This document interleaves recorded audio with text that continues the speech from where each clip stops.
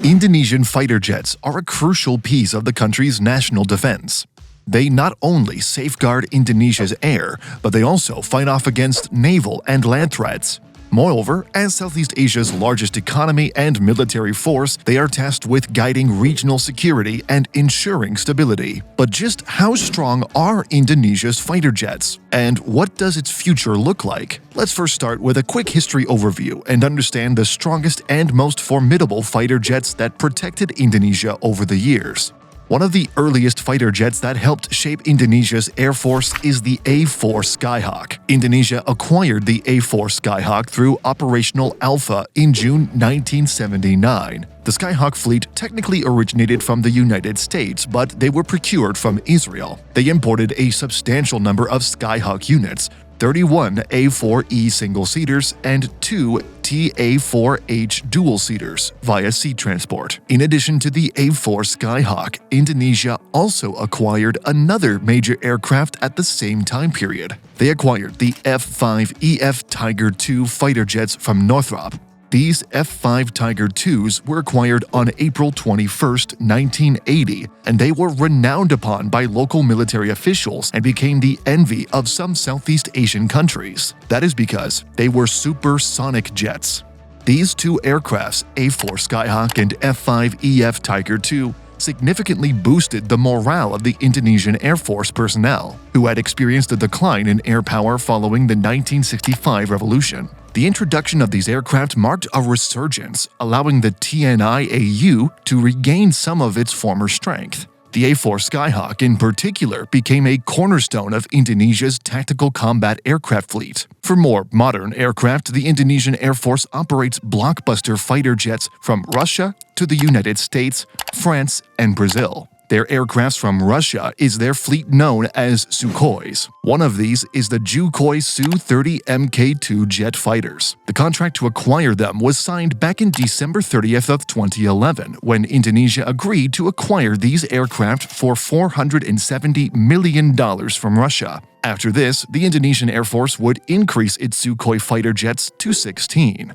Prior to the acquisition, they were operating 10 Sukhoi jets, 6 Sukhoi Su-27 SKMs, and 4 Sukhoi Su-30 Mk2s. The contract to acquire some of these was from a $300 million contract in 2007, where Russia delivered 3 Su-30 Mk2s and 3 Su-27 SKM fighters. These Sukhoi aircraft are renowned globally. They were manufactured by the Russian Komsomolsk N.A. Amur Aircraft Production Association, and over the years, these aircrafts would be upgraded and improved, which made them much more viable to defend Indonesia's airspace. After a few years, the Indonesian government wanted to acquire more, but this time they wanted to acquire the Sukhoi Su-35. Unfortunately, by 2021, the deal was scrapped and instead opted in for a more Western aircraft. The government was scared to acquire more Sukhoi aircrafts due to the increasing tensions between Russia and the West. Had they acquired these aircrafts, the US and other Western allies might impose sanctions on Indonesia. They also have acquired fighter jets from Brazil. In 2012, it was reported that the Indonesian Air Force has acquired 4 Embraer EMB-314 Super Tucano turboprop aircraft from Brazil, part of a procurement deal with the Brazilian Air Force, the aircraft's manufacturer. The deal occurred back in 2010 when the Indonesian Defense Ministry signed a $141.99 million deal to purchase 8 of these aircraft from Embraer Defense and Security of Brazil. The other aircrafts would subsequently arrive after the handover in 2012. These turboprop aircrafts were significant since it replaced the North American Aviation Rockwell OV-10 Bronco, which the Indonesian Air Force decommissioned in 2009. Other than Brazil and Russia, they also have acquired aircrafts from South Korea. One of these is the so-called Kai T-50 Golden Eagle, which is a South Korean supersonic advanced trainer and multi-role light fighter jet developed by Korea Aerospace Industries, or Kai, in collaboration with the American aerospace company Lockheed Martin. It was South Korea's first indigenous supersonic aircraft and one of the few supersonic trainers in the world. The acquisition process began in early 2011 when Indonesia decided to purchase a squadron of 16 T-50 Golden Eagle trainer jets. The $400 million deal was to see Korea sell these supersonic trainer jets to Indonesia. However, this deal was not finalized as Indonesia proposed exchanging its medium transport CN-235 airplanes for the T-50s to promote local products overseas and enhance bilateral cooperation. A few months later, on September 9, 2011, Indonesia and South Korea officially signed a Memorandum of Understanding, or MOU, to strengthen bilateral defense cooperation. Indonesia explored the possibility of buying T-50 jet fighters from South Korea, while South Korea considered purchasing CN-235 aircraft from Indonesia. Then a negotiation occurred as Seoul would be able to export the T-50 Golden Eagle. In early 2014, the Indonesian Ministry of Defense received its first 16 units of the T-50I Golden Eagle lead-in fighter training or lift aircraft from KAI. This procurement aimed to meet the strategic needs of the Indonesian Air Force.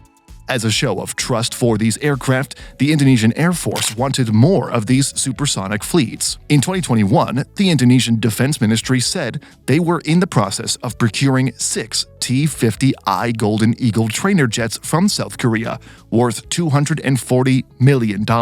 And finally, the last two remaining important fighter jets are none other than the F-16 Fighting Falcon from the United States and the upcoming Dassault Rafale from France. Let's first start with the F-16. The acquisition of the F-16 was long and mired with controversy. This started way back in the early 1980s when Indonesia began exploring options to replace its aging OV-10F Broncos, essential for protecting substantial gas claims in the South China Sea. In 1986, the TNI-AU selected the F-16 Fighting Falcon, and by 1989, the first F-16s were delivered under the Peace by Messina Foreign Military Sales Program.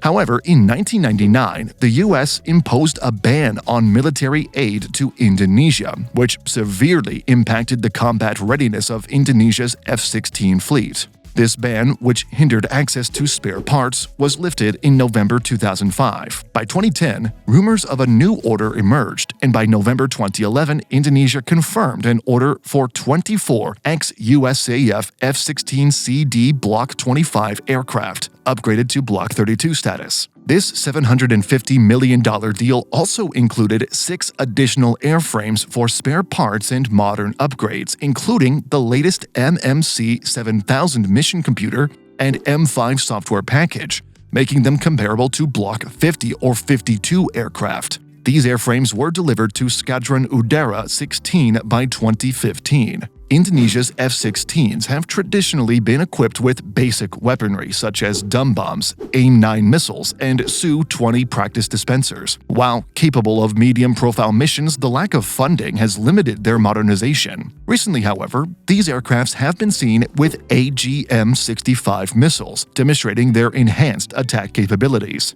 And finally, the most important aircraft is none other than the Dassault Rafale from France. In 2022, an order was signed when Indonesia said that they will acquire 42 Rafale fighter jets from France in a deal worth $8.1 billion.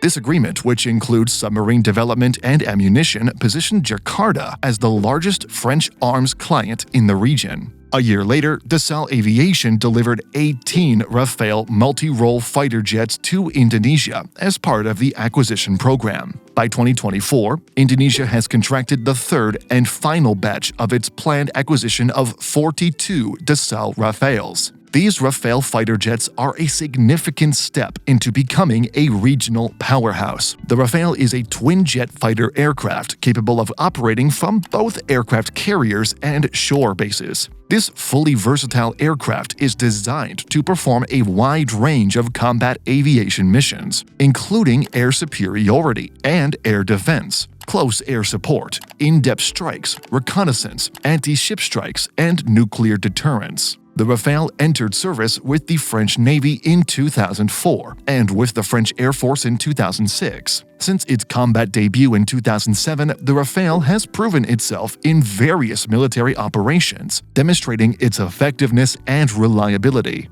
So, just how strong are Indonesian fighter jets? Well, after the acquisition of France's Rafale fighter jets, one can now see them as one of Asia's strongest air forces. After all, major Asian countries have also acquired these due to their powerful force. In May of 2015, Qatar signed a $7 billion contract with Dassault Aviation for 24 Rafale fighters, with an option for 12 additional fighters exercised in December 2017. Another acquirer was India, which selected the Rafale fighter jets in 2012 for a contract worth approximately $20 billion.